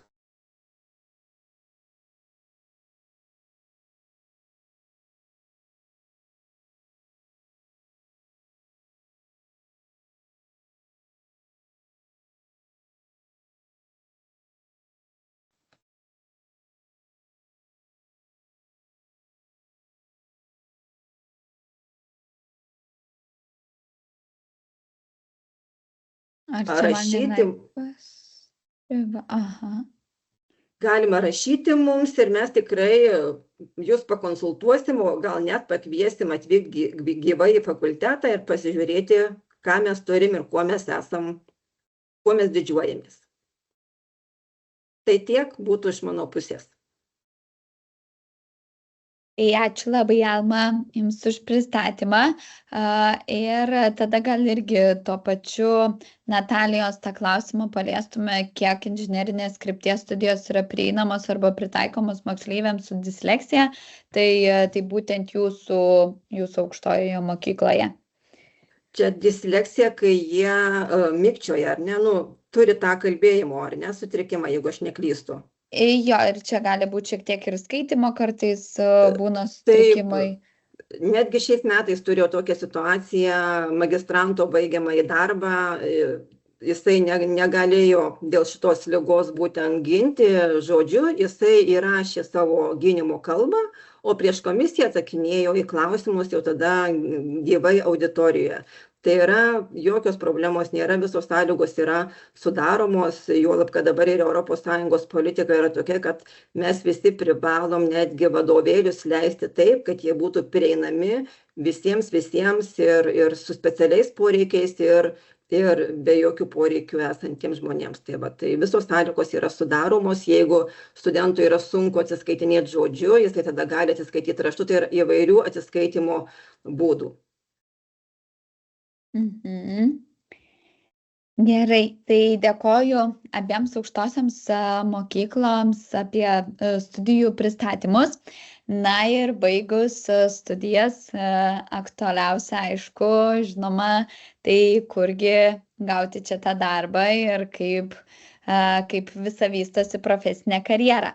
Tai dabar turėsime 3 įmonių trumpus pristatymus, pagrindinės vertes apie įmonės, ką jos siūlo ir kodėl joms taip reikia elektronikos inžinierių. Tai pradėsime nuo lietuviško kapitalo įmonės Teltonika Networks, tikrai daugumai, manau, žinoma, ir pakviesiu pristatyti talentų pritraukimo vadovę Viktoriją Iniūtę. Gailė, sveiki visi. Tai iš tikrųjų tuoj pasidalinsiu skaidrėm ir paminėjo Gailė tą dalį, kad esam lietuviško kapitalo, iš tikrųjų kompanija. Tuo labai šiaip ir didžiuojamės, kad esam lietuviškas produktas, kažkada kurtas labai seniai mūsų įkūrėjo, kuris vis dar yra valdyboje ir yra mūsų kelrodis. Labai juo iš tikrųjų tikim visi ir papasakosiu šiek tiek daugiau, gal patikėsit ir jūs tada daugiau. Tai pasidalinu tojo skaidrėmis ir pasididinsim. Tai iš esmės esu ar ne būtent atsakinga už atrankų skyrių, tai mano komanda yra tie žmonės, kurie ieško tų talentų ir papasakosiu iš esmės, kokių tų pozicijų mums reikia, pasidalinsiu, kokių ir šiuo metu ieškome ir galbūt kodėl verta pas mus atkeliauti, ar ne? Tai pirmiausia, kas mes tokie esame. Tai aš pati asmeniškai dirbu Teltonika Networks, bet mes turime netgi 5, sakykime, skirtingas nišas. Tai turim ar ne skirtingus tuos produktus. Tai kalbant apie mūsų pačius pradininkus yra Telematics, jie kuria GPS-o produktus. Trumpai tariant, ar ne, turim visokias logistikos kompanijas, kur dedame, ar ne, sakykime, sekimo automobilius, lygiai taip pat ir Ukrainai tiekiam savo GPS-us, kad būtų galima sekti tam tikrus dalykus, dėti į dronus ir panašiai. Tada yra Teltonika Networks, mes užsiemam būtent jūsų ryšio įrangą, tai iš esmės jūs tikrai kiekvienas namie turit pas save routerį, tik jisai tikriausiai atrodo kitaip. Mūsų routerius galima mesti į sieną, galima kai kuriuos mesti į vandenį ir pridėti, kad smėlio nebijo, tai iš esmės mes gaminam tokius, kuriuos naudojame industrijose. Tada turim Energy, tai vėlgi Energy, Teltonika Energy ar ne kuria įkrovimo, sakykime, stoteles. Turim Telemedic, kurie orientuoti yra į būtent medicininės pakreipas, tai tiek ar ne esam išleidę dabar neseniai Telto Heart laikrodį, kurį galite įsigyti jau ir vaistinėse ir panašiai.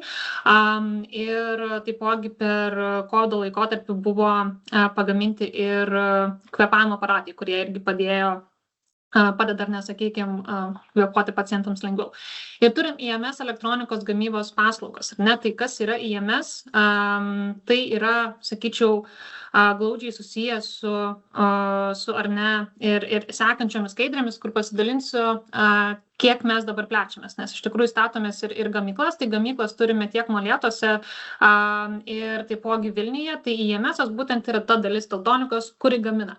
Mūsų tikslas yra gaminti viską Lietuvoje, kiek įmanoma daugiau ir apie minėtą Lustorne gamyklą ir panašiai. Tai mūsų iš tikrųjų Arvydo Paukščio, kurie ir yra toksai noras, kad turėti viską čia pas mus ir kad kuo mažiau mes importuotumėm iš kažkur kitur, bet kad mes kurtume ir mes galėtumėm pardavinėti plačiau. Kalbant apie mūsų dydį, esam lietuviško kapitalo, bet vadinam save tarptautinę kompaniją. Dabar iš tikrųjų turim netoli 3000 darbuotojų. Ir čia yra šių metų pradžios iš tikrųjų žemėlapis, tai čia dar nesimato ir Dallaso ofiso Amerikoje, taipogi ir neturim ir Italijoje, Vokietijoje, su ofisus Vietname pasistatėm iš tikrųjų gamyklą ir ieškome ar nestatytis gamyklos ir Amerikoje. Tai ta plėtra pas mus yra didelė, tai iš tos pusės dėl saugumo, ar ne, kas galbūt gali būti aktualu, esam lietuviška kompanija, kuria ar ne, turim tikrai daug darbuotojų ir turim tą kapitalą čia, sakykime, patys ar ne eksportuojam ir patys esam atsakingi už savo šerus visus, tai nesam ar ne, galbūt priklausomi nuo kitų partnerių kažkokių, tai šitą dalį turim, bet lygiai taip pat ir yra galimybės keliauti į stažuotės, lygiai taip pat į kitas šalis, dalyvauti tech summituose, dalyvauti su klientais pažindintis, ar ne, ir šiek tiek įgauti tos tarptautinės galbūt patirties ir iš tikrųjų pamatyti net ir daug pasaulio.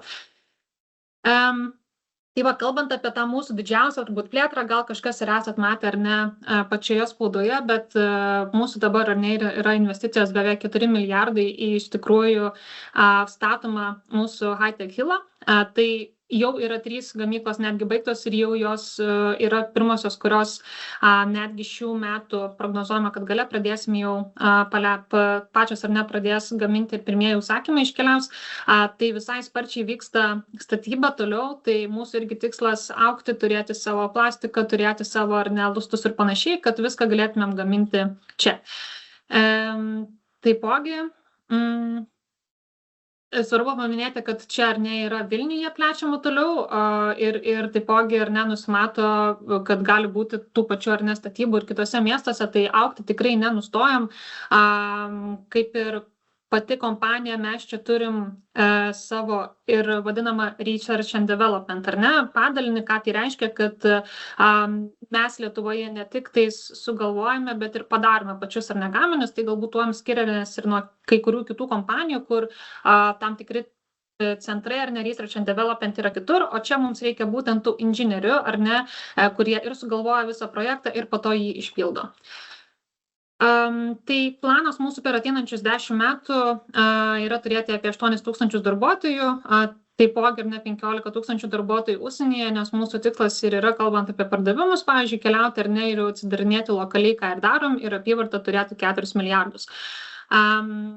Kalbant ar ne labiau apie Teltonika Networks, tai esame įsikūrę Kaune, iš tikrųjų per šviesoforo perėją esame įsikūrę nuo Katūno, tai tenka ir dažnai bendrauti, patalpose ar ne lankytis. Ir kalbant apie Teltonika Networks, ką pirmiausia svarbu paminėti, kas aktualiausia būtų jums klausantiems tėvams arba mokiniams, mes turim tokią Teltonika IoT akademiją. IoT akademija iš tikrųjų yra labai didelę sėkmę turintis pas mus produktas vidinis, pavadinkim, nes studentai nepaslaptis, kad pradeda praktikas ar net atlikinėti kai kurie savo norų jau po 2 metų, kiti ar ne po 3-4 metų mokslo.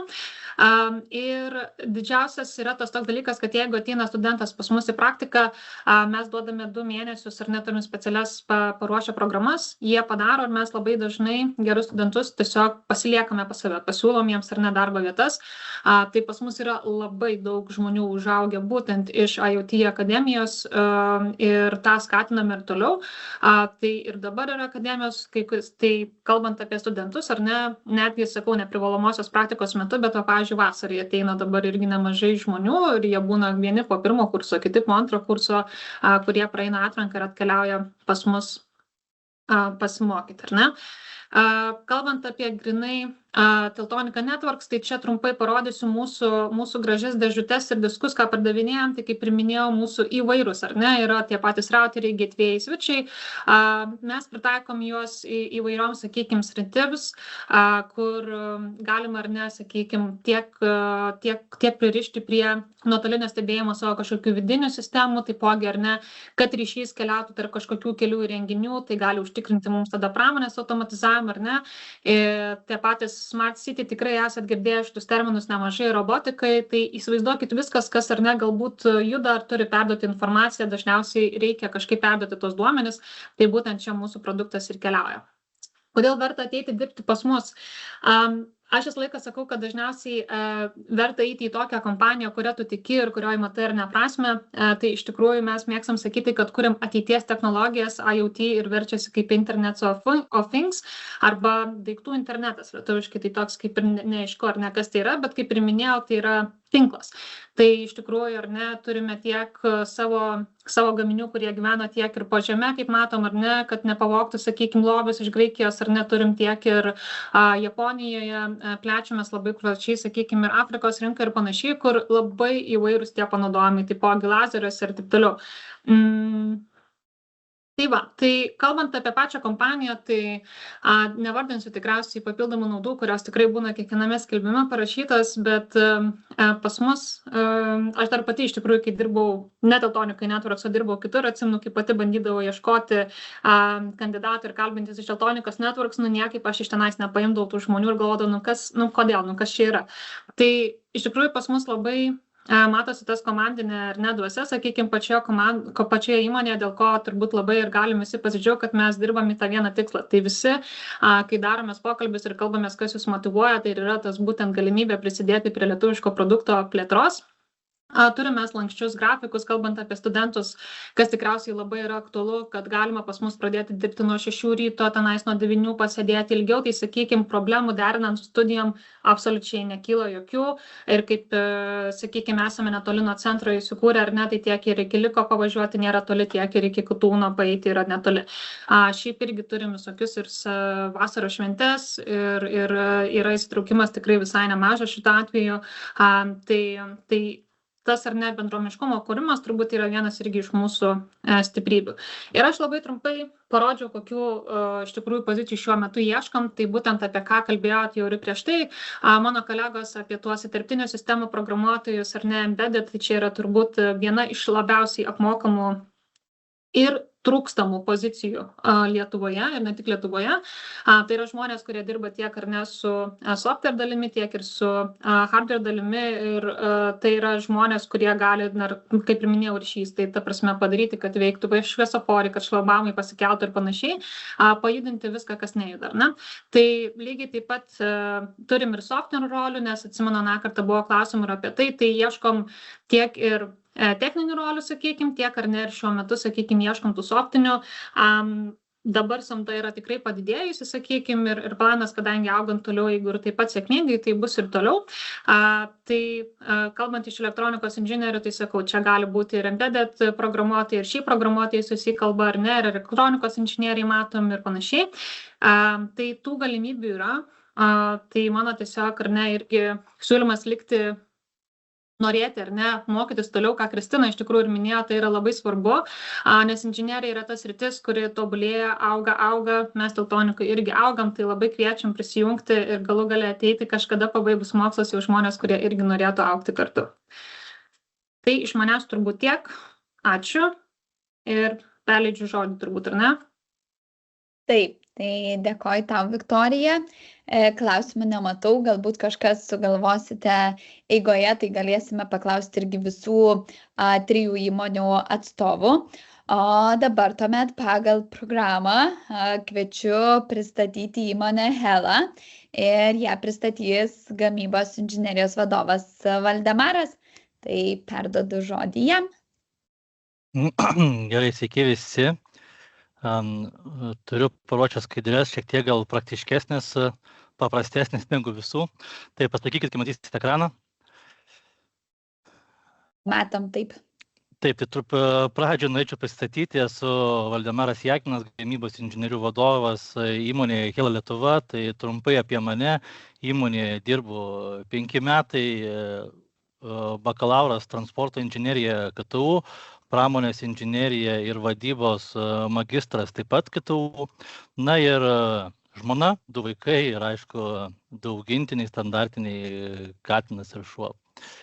Tai tęsiant toliau, keletas nuotraukų iš mūsų gamyklos, tai ką norėčiau gal paantrinti, kas buvo prezentuojama tiek KTU, tiek Lietuvos inžinerijos kolegijos, tiek kitų kolegų, tai elektronika, purvinas darbas. Tai jeigu matome, tai yra nuotraukas iš mūsų gamyklos, tai gamykla yra praktiškai laboratorinės sąlygos, tai tikrai šitą mitą aš galėčiau sugriauti, kad yra purvinas darbas, tai elektronika yra labai jautri, iš tikrųjų dulkiam, tai tą švarą yra būtina palaikyti, tai yra vienas iš privalumų dirbant elektronikos sferoje. Taip pat girdėjau ir mačiau šitą teiginį gal, kad elektronika tai nėra moterų sritis, taigi vėlgi norėčiau šitą paantrinti, kad pas mus įmonėje dirba 40% moterų, iš viso įmonėje dirba 463 darbuotojai, na tai įsivaizduokim, kad praktiškai 200 žmonių, tai yra merginos moteris. Na ir kaip matom, irgi įsidėjom, tai merginos dirba tiek gamykloje, tiek ir ofise. Taip, bet einant toliau, kas yra ta Hela Lietuva, Hela Lithuania. Tai mes esame tarptautinė įmonė, dirbame su didžiausiais automobilių gamintojais tiek Europoje, tiek Kinijoje, tiek Rumunijoje, Meksikoje, Vokietijoje ir kitose šalyse. Tai kas leidžia mums išvykti į kitas šalis, pasimatyti su kolegomis iš kitų šalių, pasidalinti gerąją praktiką, taip pat linijų tiekėjai yra ne Lietuvos rinkoje, tai iš karto galima komunikacija su jais, tai yra įžvalga gal į pasaulį. Esame moderni gamykla, tai naujoje gamykloje Lietuvoje gaminame elektronikos komponentus naujos kartos automobiliams. Vėliau kitoje skaidrėse gal parodysiu, kokie tai yra mūsų gaminiai. Skiriame daug dėmesio aplinkos tausojimui ir energijos saugojimui ir visą laiką ieškome nuolatinių tobulėjimų, kaip padaryti aplinką geresnę. Tai stengiamės būti aplinkai draugiška įmonė. Kaip ir minėjo Teltonikos kolegė, tai taip ir pas mus turime lanksčias darbo valandas, taip pat renginiai įmonėje, įvairių naudų paketai ir aišku skatiname atlikti praktiką pas mus įmonėje, turime labai daug atvirų pozicijų praktikos sferoje, tai daug turime studentų, kurie pradėjo praktiką pas mus, na ir užaugo iki specialistų ar netgi vadovų. Taip pat tikrai turime saugią darbo aplinką. Numeris 1 mūsų prioritetų yra sauga. Tai ergonomiškos ir saugios, aukščiausios kokybės standartus atitinkančios darbo vietos, skatiname ir vertiname atvirumą, puoselėjame nuolatinio tobulėjimo atmosferą. Na ir aišku, esame versli komanda ir ganėtinai jauna komanda. Tai žiūrint iš 463 darbuotojų, tai vidurkis yra metų amžiuje 34 metai. Tai tikrai esame jaunatiškas kolektyvas, prioritetas ir viena iš didžiausių vertybių, tai yra komandinis darbas ir stengiamės veikti kaip viena komanda ir augti kartu. Trumpai apie gaminamus mūsų produktus, tai gaminame gaminius automobiliams, tai turime lygio daviklį, kuris sureguliuoja mūsų aukščius lempų žibintuose, kad šiestų tinkamų kampų, variklio padėties davikliai, elektros variklių vožtuvai, turbinų aktuatoriai, kuro kontrolės moduliai ir radaro sensoriai. Ir taipogi Hela Lietuva yra įmonė, kuri, kaip ir minėjau, dirba komandiškai ir turime daug veiklų tiek įmonėje, tiek už jos ribų. trumpi keli pavyzdžiai, tai Trailmaster žygis, kur dalyvavo mūsų didžioji dalis įmonės miškasodis, tai prisidedam prie gamtos puoselėjimo, atgaivinimo. Kauno maratonas, tai Hela Lietuva, Forvija yra pagrindinis 10 km rėmėjas, tai dalyvaujam šituose renginiuose, na ir taip pat komandiškai einame į žygius Eik sveikai. Tai tiek trumpai apie įmonę ir dar ką norėjau gal turbūt paantrinti, kas tas yra inžinierius. Ne? Tai be inžinieriaus turbūt šiai dienai neturėtumėm nei telefono, nei mašinų, nei televizorių, tai vis dar vaikštumėm pėstute, jotumėm arkliu ir naudotumėmės pašto karveliais. Tai inžinieriaus pareiga ir pagrindinis darbas yra nuolatinis tobulėjimas. Tai tikrai skatinu rinktis inžineriją ir tikrai tai yra ateities profesija. Manau, su inžinerija ir tinkama įmonė pasieksim labai daug. Tai ačiū už dėmesį. Ačiū Valdemarui ir kartu už tokią pozityvę pabaigą. Ir dabar pakviesiu tada susipažinti su Kitron įmonė ir ją pristatys žmogiškųjų išteklių specialistė Ernesta. Tai perduodu žodį toliau. Ačiū Gailė, tai tuojau tik įsijungsiu prezentaciją ir tuomet šiandien jums pristatysiu Kitron įmonę. Kaip Gailė ir minėjo, esu Ernesta, Kitron įmonės personalo specialistė, tai tenka tikrai nemažai bendrauti su studentais, tai galiu paantrinti visiems minėjusiems, kad tikrai perspektyvi ateityje bus labai reikalinga specialybė ir kurią tikrai drąsiai gali rinktis ir merginos, nes ir pas mus įmonėje tikrai dirba ne viena mergina baigusi elektronikos inžineriją. Nežinau, nepavyksta kažkodėl neįsijungia, ar ne, skaidrės per pilną ekraną. Per pilną ekraną, tai jo, nematome. Tai bandau dar kartą, jeigu ne, tiesiog paliksim taip. Dabar gerai, tai Kitron įmonė tai yra skandinavų kapitalo elektronikos gamybos paslaugas teikianti įmonė.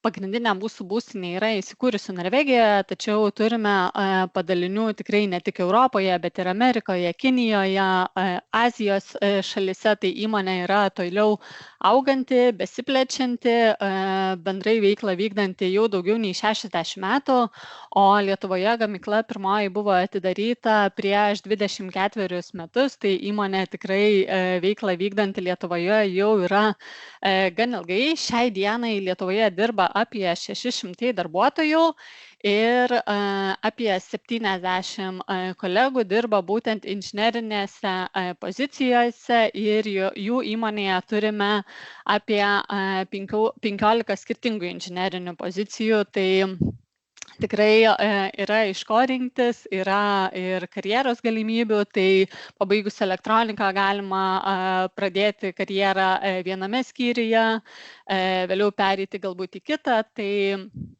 kadangi ir klientų krepšelis yra mūsų didelis.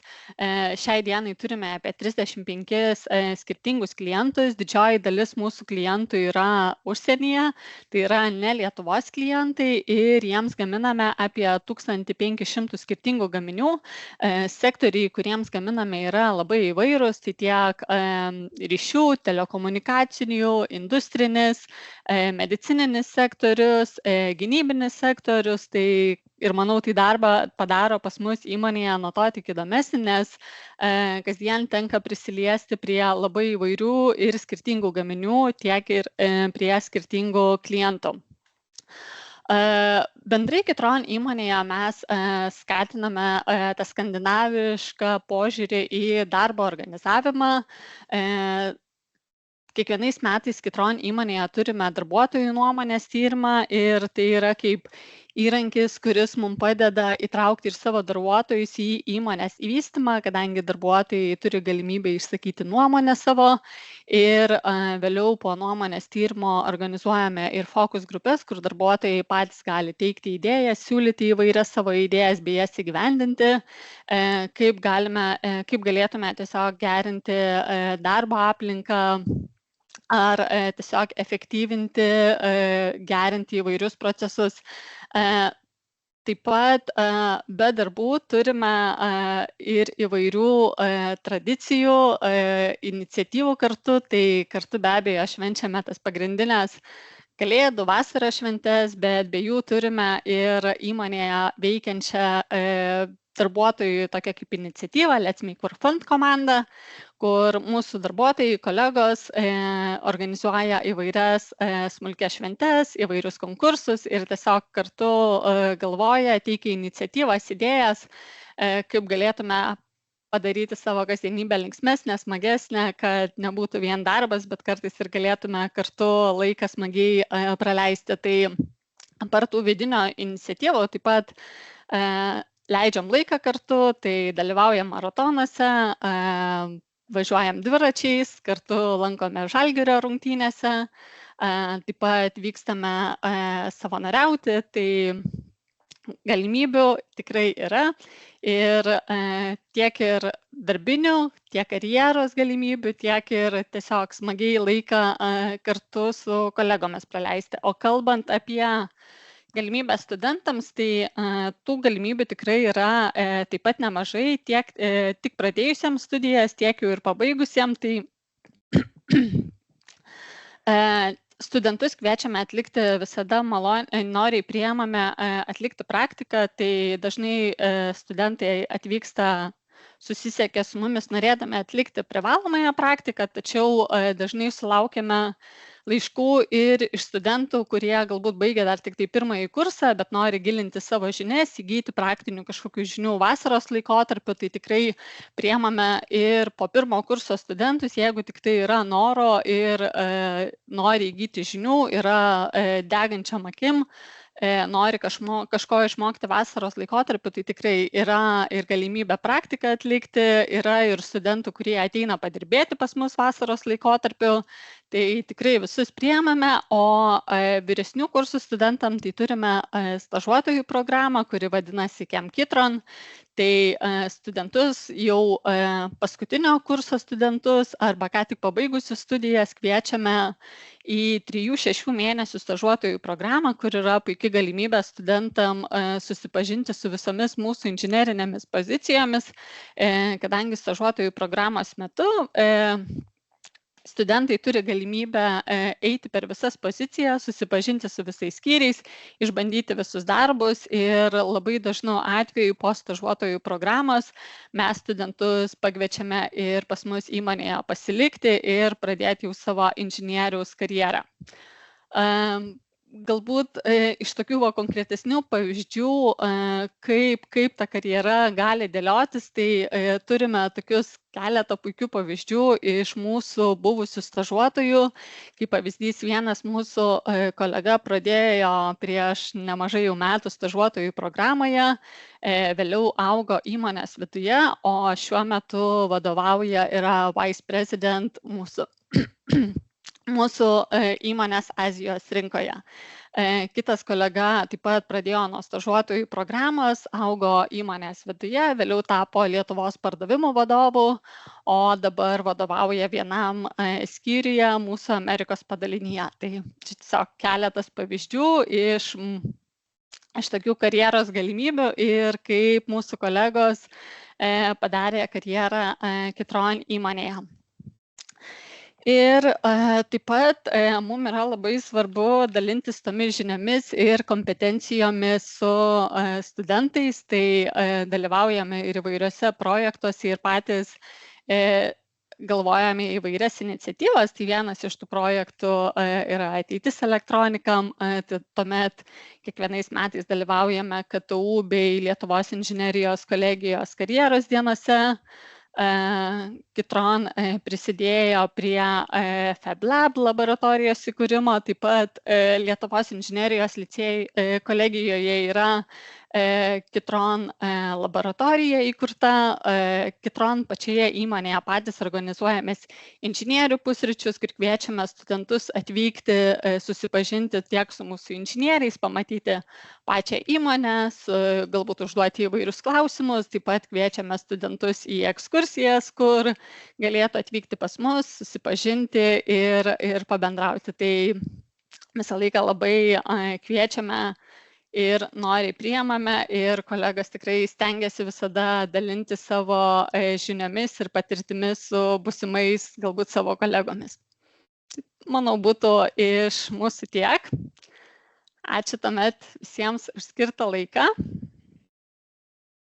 Tai ačiū labai, Ernestai, ir mes čia turėjome paskutinį pristatymą, tiek ir iš įmonių pusės, ir iš viso renginio atstovų dalies. Tai dar labai kvieščiau, jeigu turit klausimų, tai turit labai puikią paskutinę galimybę juos užduoti tiesiogiai, nežinau, įmonių atstovams, aukštosioms mokykloms, tai galite drąsiai klausti. Ir į tą laiką, jeigu dar kažkas galvoja kokį klausimą, tai pasidalinsiu keliom nuorodom. Tai pirmiausia, į mūsų internetinę svetainę, tai čia yra plačiau apie mūsų kampaniją. Tai rasite tiek ir tas pačias įmonės, kurios prisistatė, tiek ir apie aukštasias programas. Ir labai kviečiu per šitą puslapį, matysite pačioje yra langelis prenumeruoti naujienlaiškius. Tai tuos, kas domina, labai kviečiu užpildyti. Tikrai nesiunčiame jų labai dažnai, nespaminame, atsiunčiame pagrindinę informaciją apie stojimus, apie renginius, arba tiesiog pasidalinam naudingomis nuorodomis savo straipsnius ar vaizdo įrašus. Ir taip pat pasidalinu YouTube nuorodą į mūsų paskyrą, tai labai kviečiu, jeigu yra tėveliai, tai ir patiems peržiūrėti ir tuo pačiu pasidalinti su vaikais, su moksleiviais, nes čia yra labai daug įkeltų video būtent iš pačių įmonių, iš pačių aukštųjų, susipažinti kviečiam tiek su dėstytojais, tiek su studentais, ką jie kuria, tai tokios, gyvos istorijos, ką tie elektronikos inžinieriai veikia studijuodami arba jau dirbdami įmonėse. Tai kviečiu prenumeruoti ir ten jau yra ir duombazė ankstesnių video. Ir tuomet, nežinau, jeigu klausimų neturime, dar galiu lauktelti šiek tiek, pažiūriu, bet matau, neatsirado.